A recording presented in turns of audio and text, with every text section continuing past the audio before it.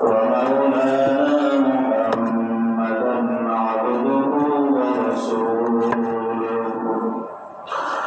أرسله الله تعالى إلى كافة الناس بشيرا ونذيرا وداعيا إلى الله بإذنه وسراجا منيرا. أما بعد فأعوذ بالله من الشيطان الرجيم. بسم الله الرحمن الرحيم. أقم الصلاة لدلوك الشمس إلى غسق الليل وقرآن الفجر إن قرآن الفجر كان مشهودا. عن أبي هريرة رضي الله تعالى عنه قال رسول الله صلى الله عليه وسلم يتعاقبون فيكم ملائكة بالليل وملائكة بالنهار ويجتمعون في صلاة الفجر وصلاة العصر ثم يعرج الذين باتوا فيكم ويسألهم وهو أعلم بهم كيف تركتم عبادي فيقولون تركناهم وهم يصلون وأتيناهم وهم يصلون. محمد رسول الله اللهم صل على محمد وعلى آل محمد كما صليت على إبراهيم وعلى آل إبراهيم إنك حميد مجيد. اللهم بارك على محمد وعلى آل محمد كما باركت على إبراهيم وعلى آل إبراهيم إنك حميد مجيد. اللهم أنزله المقعد المقرب عندك يوم القيامة. سبحانك لا علم لنا إلا ما علمتنا إنك أنت العليم الحكيم. সর্বপ্রথম রব্বুল আলামিনের শুকরিয়া আদায় করি যে রব্বুল আলামিনের দয়া করি মায়া করিয়া আজকে রমজান মুবারকের শেষ শুক্রবার পঞ্চম শুক্রবারে আপনাদের আবারে মসজিদের ভিতরে আসা বসা তৌফিক দান করছেন। শুকরিয়া আদায় করছি আলহামদুলিল্লাহ। কোরআনে কারীমের বনি ইসরাইল থেকে একটা আয়াত এবং বুখারী শরীফের একটা হাদিস আপনাদের সামনে তেলাওয়াত করছি। উদ্দেশ্য রমজান পরবর্তী আমাদের কি করণীয় আছে, বিশেষভাবে রমজান পরবর্তী সময়ে আমাদের নামাজের কি অবস্থা এবং সেই নামাজের প্রতি আমরা কতটুকু যত্নবান হওয়ার কথা ছিল আর আমরা কতটুকু যত্নবান থাকি, এই বিষয়টাকে সামনে নিয়ে আয়াত এবং হাদিস তেলাওয়াত করছি।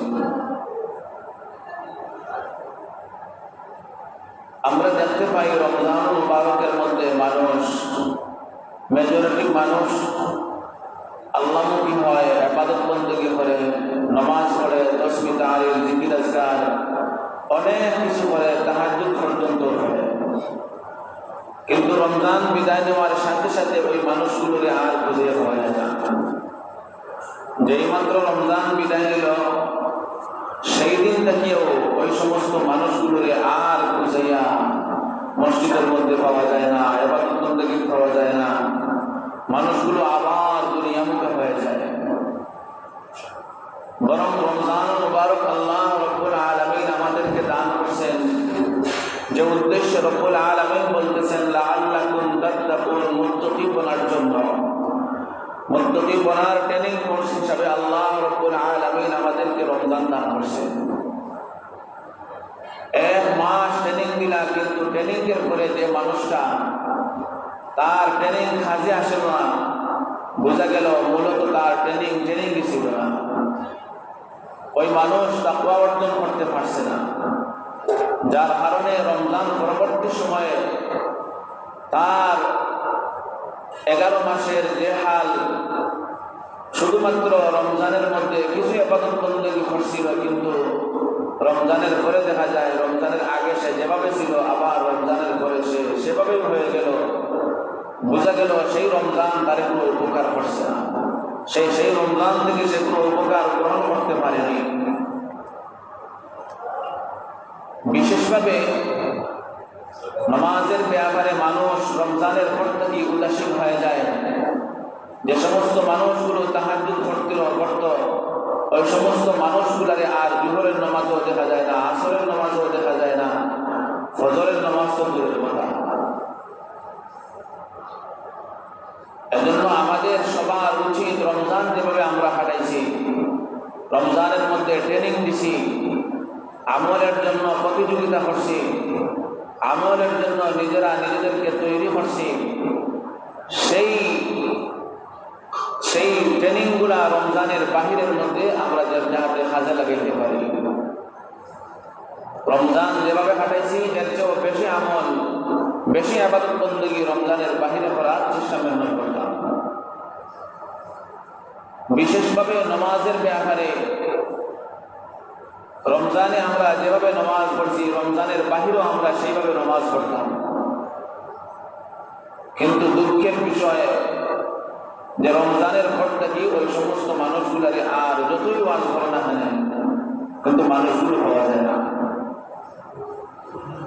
আমি যে আয়াত তেলাওয়াত করছি, আয়াতের মধ্যে রব্বুল আলামিন বলেন, আকিমিস সালাতা লিদুলুকিশ শামসি ইলা গাসাকিল লাইলি ওয়া কুরআনাল ফাজর ইন্না কুরআনাল ফাজরি কানা মাশহুদা।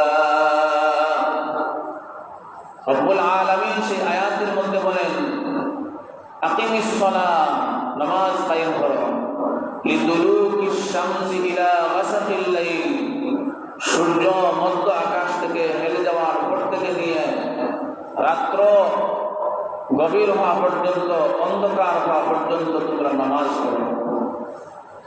এই আয়াতের ভিতরে রব্বুল আলামিন জোহরের নামাজের কথা, আসরের নামাজের কথা, মাগরিবের নামাজের কথা এবং এশার নামাজের কথা উল্লেখ করছে।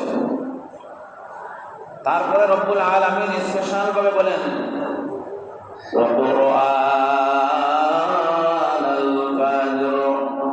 আর ফজরের নামাজের সময় তোমরা কোরআনে কারীম তিলাওয়াত করো। অন্য নামাজের ব্যাপারে রব্বুল আলামিন শুধু বলছেন তোমরা নামাজ আদায় করো, জোহরের নামাজ, আসরের নামাজ, মাগরিবের নামাজ, এশার নামাজ আদায় করো। আর ফজরের ব্যাপারে আল্লাহ রব্বুল আলামিন স্পেশাল ভাবে বলেন, ওয়া কুরআনাল ফাজর, ফজরের নামাজের সময় তোমরা কোরআনে কারীম তিলাওয়াত করো।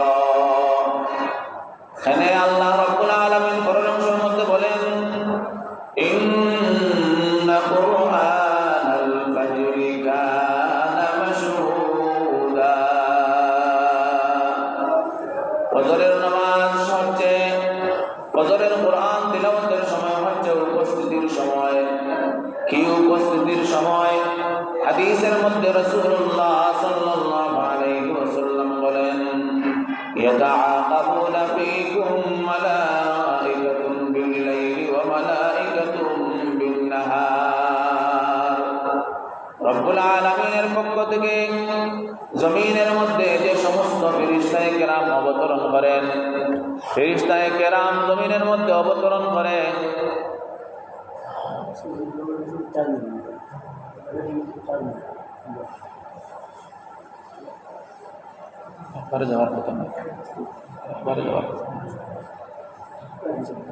ফেরেশতায়ে কেরাম জমিনের মধ্যে অবতরণ করেন, তাদের ডিউটি পালন করেন। হাদিসের মধ্যে রাসূলুল্লাহ সাল্লাল্লাহু আলাইহি ওয়াসাল্লাম বলেন,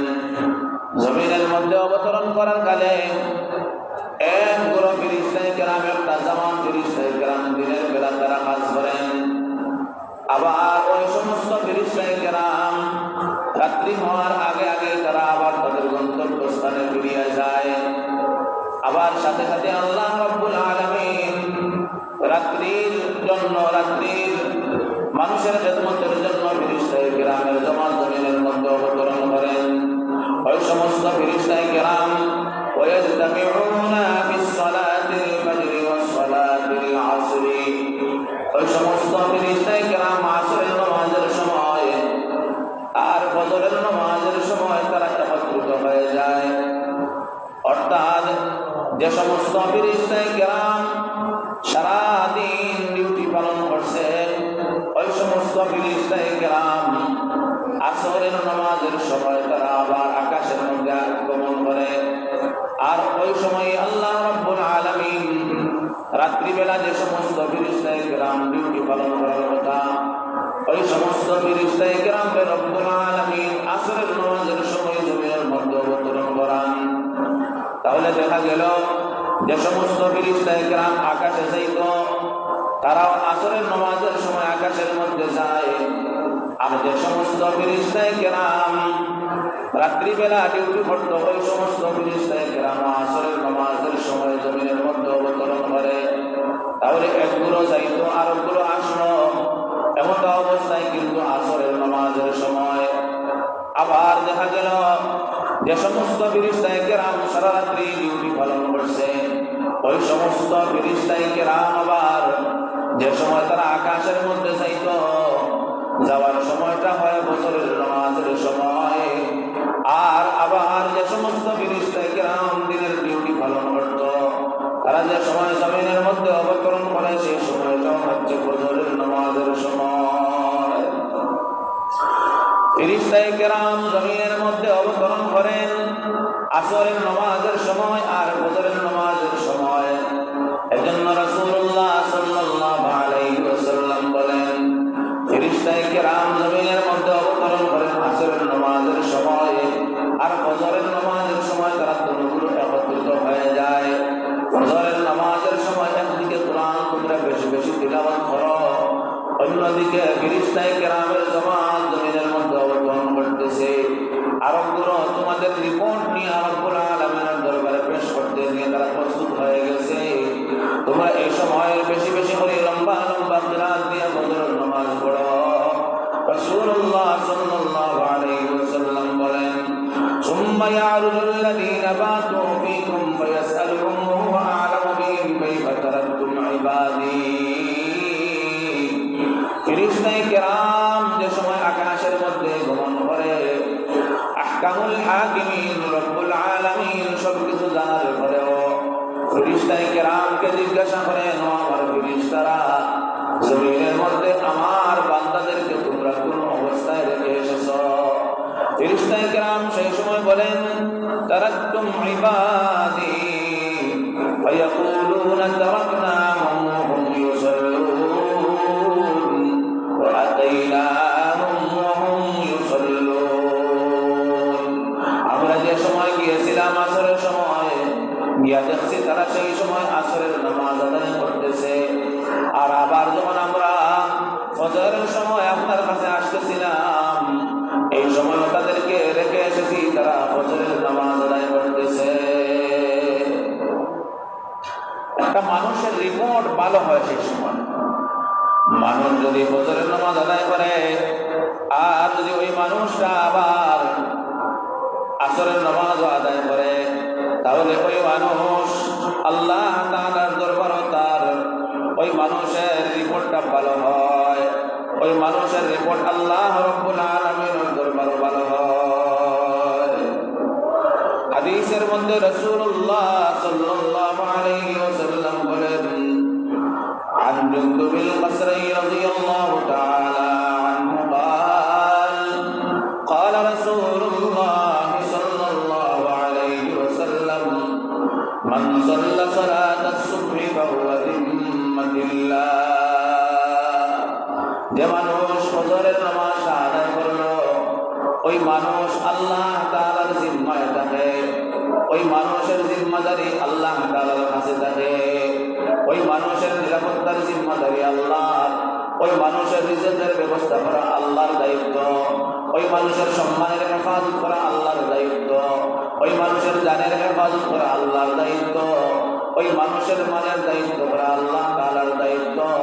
ওই মানুষের সন্তানের হেফাজত করা আল্লাহ তাআলার দায়িত্ব, ওই মানুষের যাবতীয় প্রয়োজন মিটাইয়া দেওয়া আল্লাহ তাআলার দায়িত্ব হয়ে যায়। যে মানুষটা ফজরের নামাজ জামাতের সাথে আদায় করে। অন্য হাদিসের মধ্যে রাসূলুল্লাহ সাল্লাল্লাহু আলাইহি ওয়াসাল্লাম বলেন, عن عمارة بن رويبة رضي الله تعالى عنه قال سمعت رسول الله صلى الله عليه وسلم يقول لن يلج النار أحد صلى قبل طلوع الشمس وقبل غروبها يعني الفجر والعصر।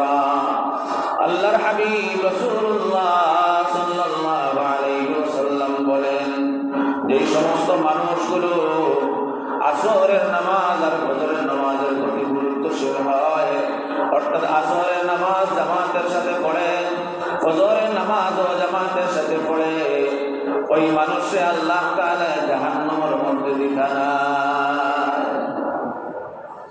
কারণ তার রিপোর্ট কি? আসরের রক্ত তার রিপোর্ট গেছে বালা, আর ফজরের রক্ত তার রিপোর্ট গেছে বালা। যার কারণে যে মানুষটা আসরের নামাজ জামাতের সাথে পড়লো আর ফজরের নামাজও জামাতের সাথে পড়লো,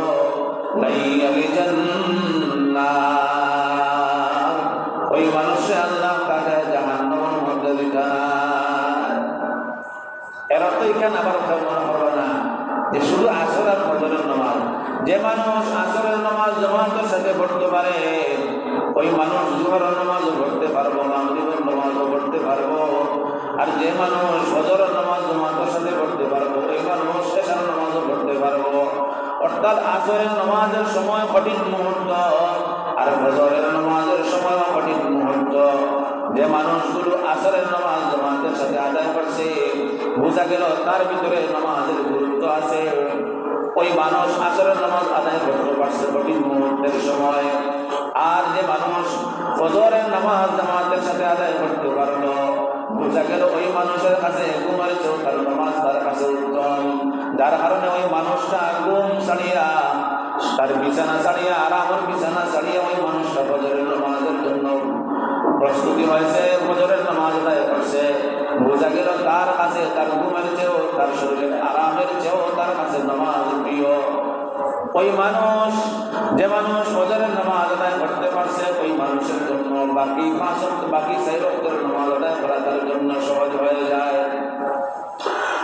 রাসূলুল্লাহ সাল্লাল্লাহু আলাইহি ওয়াসাল্লাম বলেন, যে সমস্ত মানুষগুলো আসরের নামাজ আর ফজরের নামাজের প্রতি গুরুত্ব দিল, ওই মানুষে আল্লাহ তাআলা জাহান্নামের মধ্যে দিবেন না। ফজরের নামাজ আর আসরের, ফজরের নামাজ আর আসরের নামাজের কত গুরুত্ব। অন্য হাদিসের মধ্যে রাসূলুল্লাহ সাল্লাল্লাহু আলাইহি ওয়াসাল্লাম বলেন, عن نعمان رضي الله تعالى عنه قال قال رسول الله صلى الله عليه وسلم من صلى العشاء في جماعة فكأنما قام نصف الليل ومن صلى الصبح في جماعة فكأنما صلى الليل كله أو كما قال عليه الصلاة والسلام। রাসূলুল্লাহ সাল্লাল্লাহু আলাইহি ওয়াসাল্লাম বলেন, যে মানুষ এশার নামাজ জামাতের সাথে আদায় করলো, এশার নামাজটা জামাতের সাথে আদায় করার বিনিময়ে রব্বুল আলামিন তার আমলনামার মধ্যে অর্ধেক রাত্রি ইবাদত বندگی করার সওয়াব তার আমলনামার মধ্যে দিয়ে দিবা। আবার যদি ওই মানুষটা ফজরের নামাজ ও জামাতের সাথে আদায় করে, রব্বুল আলামিন তার আমলনামার মধ্যে পূর্ণ রাত্রি ইবাদত বندگی করার সওয়াব তার আমলনামার মধ্যে দিয়ে দিবা। এশার নামাজটা জামাতে পড়ছো, অর্ধেক রাত্রির সওয়াব, অর্ধেক রাত্রি জাগিয়ে ইবাদত বندگی করার সওয়াব তোমার আমলনামার মধ্যে দেওয়া হয়েছে। আর আবার ফজরের নামাজ তুমি জামাতের সাথে আদায় করছো,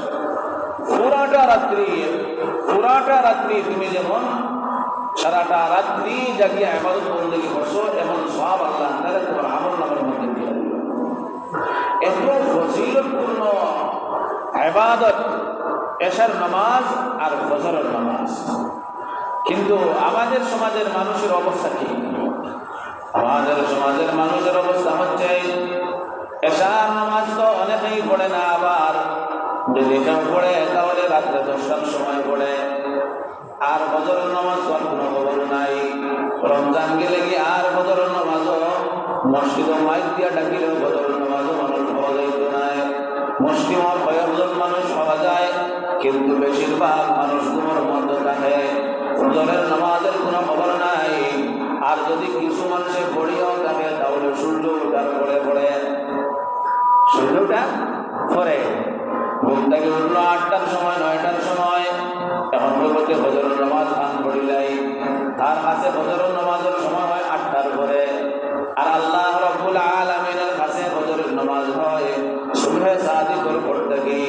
কিন্তু আমাদের সমাজের মানুষের কাছে ফজরের নামাজের সময় হয় 8টার পর থেকে।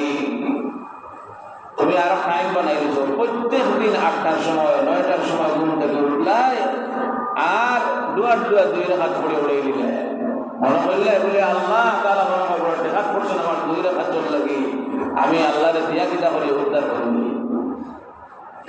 আরে ভাই, আল্লাহ রাব্বুল আলামিন আমার ইবাদতের জন্য আল্লাহ রাব্বুল আলামিনের কোনো প্রয়োজন নাই। রব্বুল আলামিনের ফেরেশতায়ে কেরাম, যে সমস্ত ফেরেশতায়ে কেরাম আল্লাহ তাআলা শুধুমাত্র আরশের মধ্যে আছেন, ওই সমস্ত ফেরেশতায়ে কেরামই আল্লাহ তাআলার ইবাদতের জন্য যথেষ্ট। রব্বুল আলামিন ফেরেশতায়ে কেরামরে যেভাবে বানাইছেন, যে হুকুম দিয়া বানাইছেন, ফেরেশতায়ে কেরাম সেই অবস্থার মধ্যে আছে। আল্লাহ রব্বুল আলামিনের আরশের মধ্যে ফেরেশতায়ে কেরাম 70,000 ফেরেশতায়ে কেরাম আল্লাহ তাআলা আছেন শুধুমাত্র হাত বাঁধিয়া দাঁড়ানো অবস্থায়। আরো 70,000 ফেরেশতা আছেন রুকুর অবস্থায়। আবার 70,000 সফ রাখছেন, প্রত্যেক এক সফে 70,000 ফেরেশতা সিজদার অবস্থায়। তোমার আমার ইবাদত লাগি আল্লাহকে হান্না। সারা দুনিয়ার মানুষ যদি একসাথে আল্লাহ তাআলার নাফরমানি করে, সারা দুনিয়ার মানুষ যদি একসাথে আল্লাহ তাআলার নাফরমানি করে, তাহলে আল্লাহ তাআলার কোনো আসে যায় না। সারা দুনিয়ার মানুষ যদি একসাথে আল্লাহর ফরমাবরদারি করে, তাহলে সেখানে আল্লাহ তাআলার কিছু পারে না। তোমার ইবাদতে তোমার কাজে লাগবে, তোমার নাফরমানি তোমার জাহান্নামের যাওয়ার কারণ হয়ে দাঁড়াবে। এজন্য ভাই, আল্লাহ তাআলার হুকুম মানে বিশেষভাবে নামাজের প্রতি আমরা গুরুত্বশীল হই। আল্লাহর হাবিব সাল্লাল্লাহু আলাইহি ওয়াসাল্লাম একদিন পূর্ণিমার চাঁদ দেখতেছেন সাহাবায়ে কেরামকে নিয়া। মানে পূর্ণিমার চাঁদ দেখা যায়, সাহাবায়ে কেরাম তার সামনে বসা অবস্থায়। এমন অবস্থায় রাসূলুল্লাহ সাল্লাল্লাহু আলাইহি ওয়াসাল্লামের সামনে পূর্ণিমার চাঁদটা দেখা যায়। আল্লাহর হাবিব সাল্লাল্লাহু আলাইহি ওয়াসাল্লামের হাদিস আন জারীর ইবনে আবদুল্লাহ রাদিয়াল্লাহু তাআলা আনহু قال كنا جلوسا عند النبي صلى الله عليه وسلم فنظر إلى القمر ليلة البدر فقال إنكم سترون ربكم كما ترون هذا القمر لا تضامون في رؤيته فإن استطعتم ألا تغلبوا على صلاة قبل طلوع الشمس وقبل غروبها। আল্লাহর হাবিব সাল্লাল্লাহু আলাইহি ওয়াসাল্লাম সাহাবায়ে কেরামের সামনে নিয়ে বসা আছেন। এমন অবস্থায় পূর্ণিমার চাঁদ দেখা যায়। রাসূলুল্লাহ সাল্লাল্লাহু আলাইহি ওয়াসাল্লাম সাহাবায়ে কেরামকে বলতেছেন, ও আমার সাহাবীরা, আজকে যেভাবে পূর্ণিমার চাঁদ দেখা যায়, কিয়ামতের দিন অতি শীঘ্রই তোমরা তোমাদের রবের সেইভাবে দেখতে পাইবা। আল্লাহ রাব্বুল আলামিনের দেখা, আল্লাহ রাব্বুল আলামিনের দেখা কত মজা, কত মজা।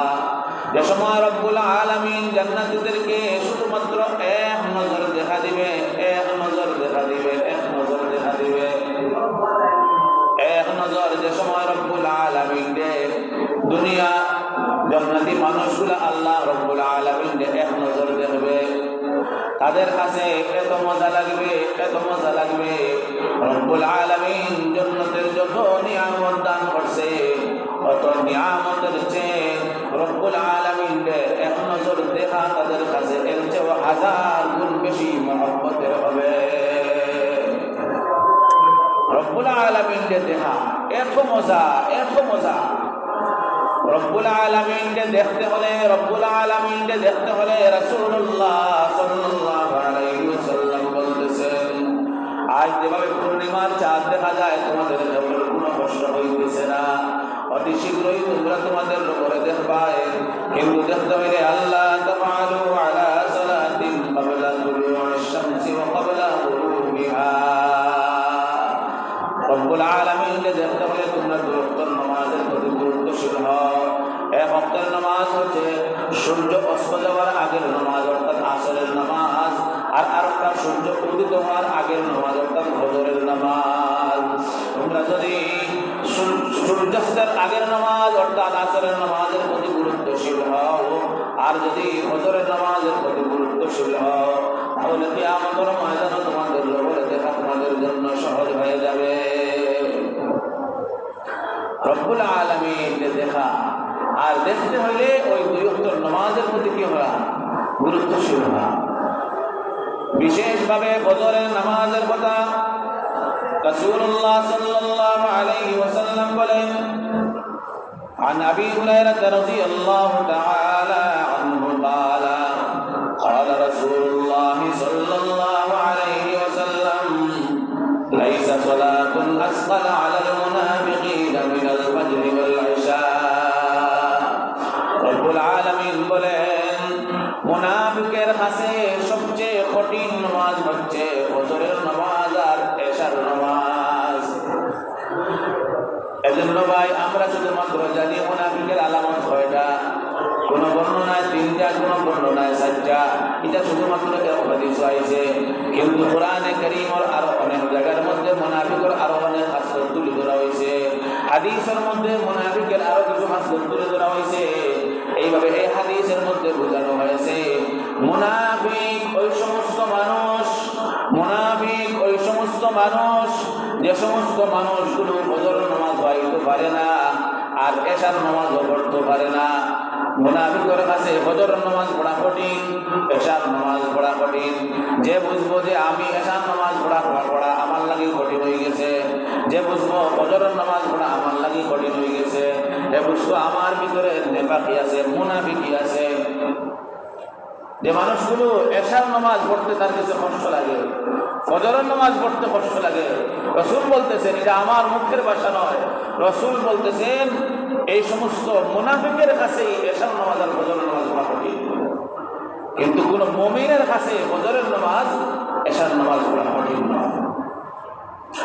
রাসূলুল্লাহ সাল্লাল্লাহু আলাইহি ওয়াসাল্লাম বলেন, আন সালমান রাদিয়াল্লাহু তাআলা আনহু قال سمعت رسول الله صلى الله عليه وسلم يقول من غدا إلى الصلاة الصبح غدا براية الإيمان ومن غدا إلى السوق غدا براية إبليس। আল্লাহর হাবিব সাল্লাল্লাহু আলাইহি ওয়াসাল্লাম বলেন, যে মানুষগুলো সকালবেলা মসজিদে যায়, ঘুরে ঘুরে মসজিদে যায়, সে যেমন ইমানের ঝান্ডা লইয়া ঘর থেকে বাহির হয়। যে ফজরের নামাজ পড়লো, ফজরের নামাজ আইল, ওই মানুষ ইমানের ঝান্ডা লইয়া ঘর থেকে বাহির হইল।